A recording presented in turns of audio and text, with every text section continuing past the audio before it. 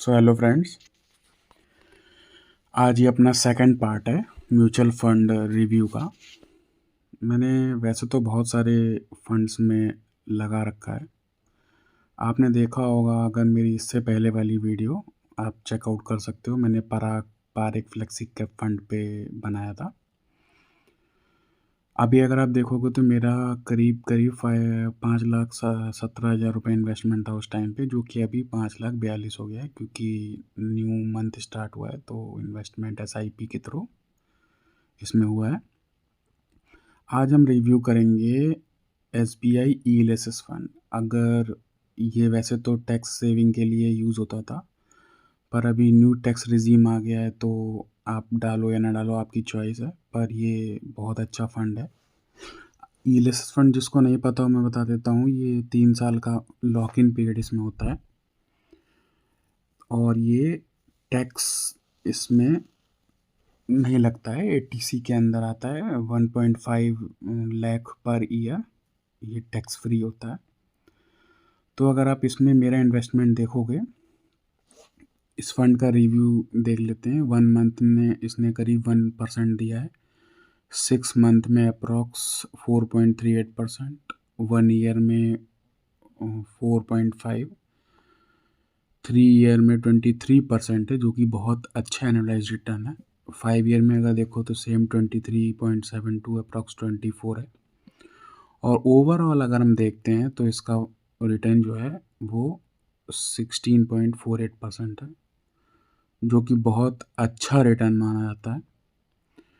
अगर रिटर्न हम यहाँ पे देखते हैं तो कैटेगरी एवरेज अगर आप देखो, आपको दिख रहा होगा 1 year, 3 year, 5 year and all. तो कैटेगरी एवरेज से हमेशा ये ज़्यादा ही रिटर्न दिया है। अगर आप 3 ईयर्स और 5 ईयर्स का देखो तो फंड रिटर्न 23% अप्रॉक्स है, जो कि कैटेगरी रिटर्न 17 अप्रॉक्स 18% है। तो ये बहुत अच्छा फंड है। ELSS फंड अगर आप सर्च कर रहे हो, जिससे कि आप एक लॉक इन पीरियड में आपका फंड जाता है तो आप निकाल भी नहीं सकते हो और अच्छा अप्रॉक्स इसमें इन्वेस्टमेंट भी हो जाता है। वैसे मेरे इन्वेस्टमेंट के हिसाब से अगर मैं इसमें इन्वेस्टमेंट कर रहा हूँ तो अप्रॉक्स 2 to 2.5 ईयर में ये डबल कर देता है, आप जो भी कैपिटल इसमें इन्वेस्ट कर रहे हो। अगर आप यहाँ पे देखो तो मैं आपको इन्वेस्टमेंट डिटेल्स दिखाता हूँ। मेरे इसमें 2 फोलियोज़ हैं, तो अभी मैं जिसमें कम इन्वेस्टमेंट है वो दिखाता हूँ। तो अगर आप देखो तो इसमें रिटर्न अप्रॉक्स 192% है, जो कि इन्वेस्टेड मैं हूँ 5 ईयर्स 5 मंथ से। अगर आप सबसे टॉप पे देख रहे होगे तो 5 ईयर्स 5 मंथ्स आ रहा होगा। अब मैं आपको इसमें अपना ट्रांजैक्शन हिस्ट्री दिखाता हूँ।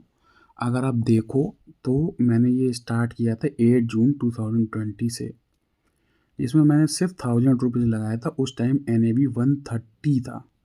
अभी NAV अगर आप देखो तो करंट NAV 486 है, अगर आपको दिख रहा होगा। तो इसमें मैंने 2020 के बाद नहीं इन्वेस्ट किया था, जो कि मैंने 23 में सिर्फ 2000 रुपये इन्वेस्ट किया है।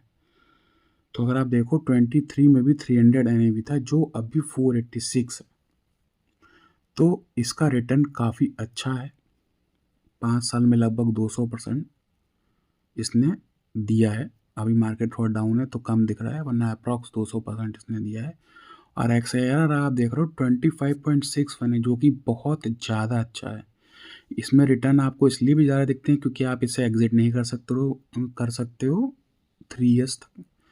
तो आपको इसमें इन्वेस्टेड रहना पड़ता है और ये एक अच्छी चीज़ भी है। इसके बाद मैं आपको एक रिटायरमेंट फंड भी दिखाऊंगा जिसमें 5 ईयर्स लॉक इन होता है। वो भी बहुत अच्छा फंड है, इसमें मैंने इन्वेस्ट कर रखा है। अभी आप देखो मेरा सेकंड फोलियो, जिसमें अप्रॉक्स मेरा 3,12,000 करंट चल रहा है। मैंने इन्वेस्ट किया है 2,64,000। अगर आप यहाँ पे देखो तो मैंने सेम इसमें 2020 के बाद 23 से SIP स्टार्ट करी है। और अगर आप देखो तो मैंने 23 से 2000 की करी थी, जो कि मैंने सेम 23 में ही 10,000 करके फिर 24 अगस्त से मैंने 13,000 कर दी।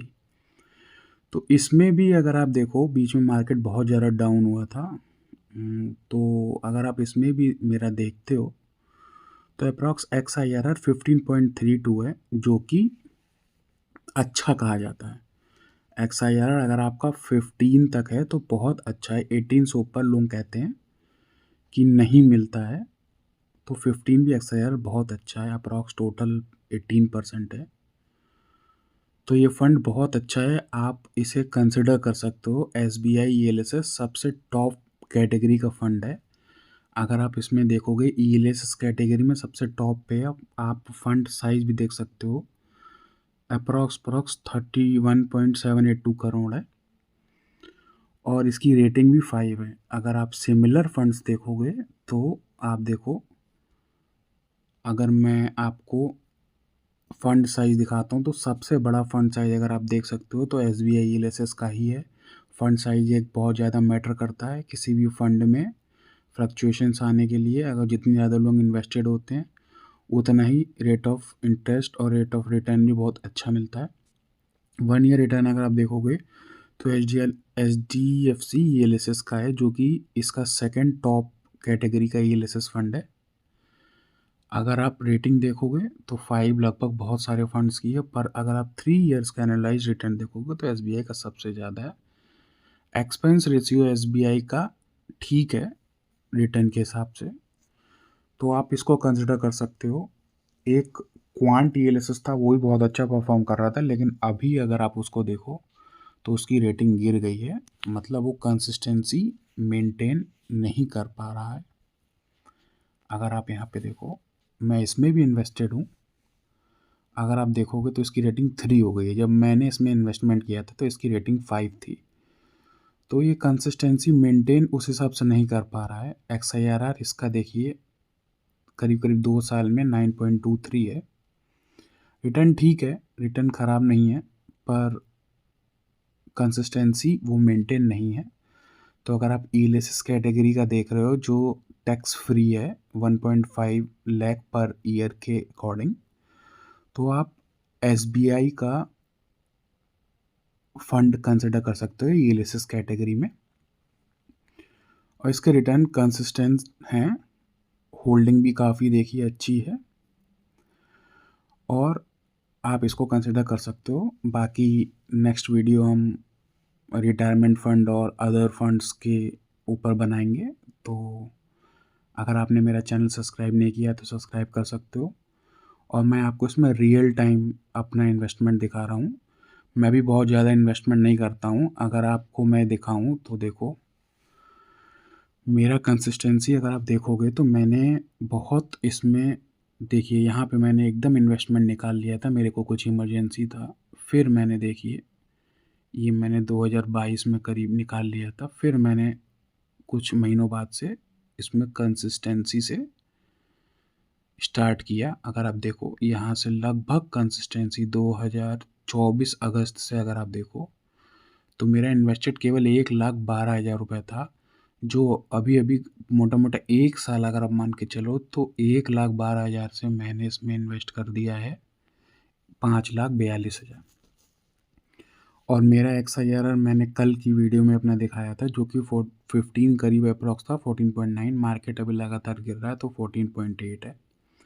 मैं आपको ये भी बताऊंगा आने वाले वीडियोस में कि कैसे आप अपने रिटर्न्स को एक स्टेबल कर सकते हो। अगर मार्केट गिर रहा है तो आप और भी फंड्स को कंसिडर कर सकते हो, जिसके थ्रू आपका मार्केट स्टेबल, आपका जो इन्वेस्टमेंट है वो स्टेबल रहेगा।